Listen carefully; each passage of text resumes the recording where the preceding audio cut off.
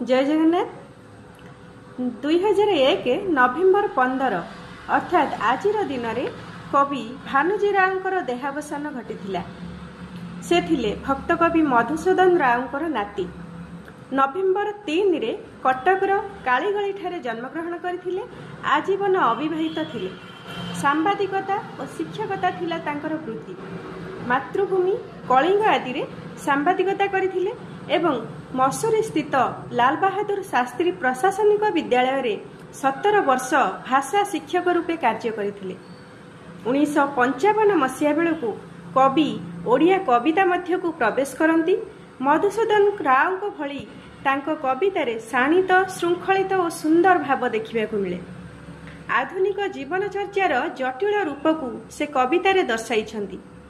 नई आरपारी पाई केंद्र साहित्य एकाडेमी और चंदन बनरे एका कविता ग्रंथ पाई ओडिशा साहित्य एकाडेमी पुरस्कार मध्य लाभ करथिले।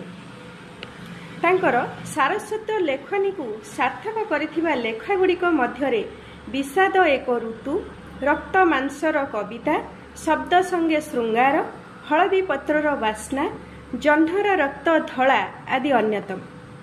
तांकर विषाद एक ऋतु कविता ग्रंथरे काठ जोड़ी एक कविता आसंतु पाठ करिबा।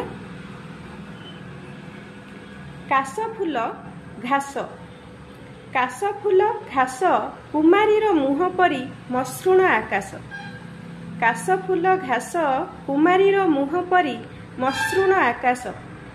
धोबला बालीर चरा पानी नील कई।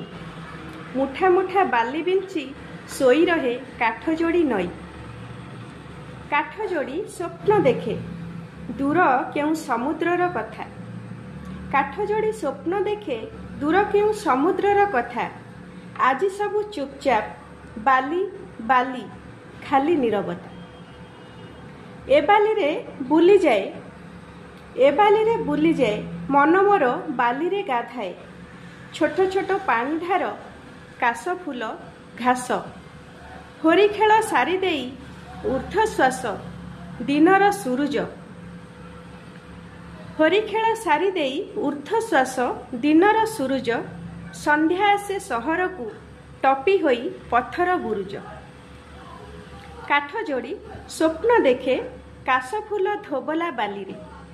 काठ जोड़ी स्वप्न देखे काशफूल धोबला बाली रे। अगणित नक्षत्रर छाई बनस्तरे सबुज चढ़ई। संध्या आसे काठ जोड़ी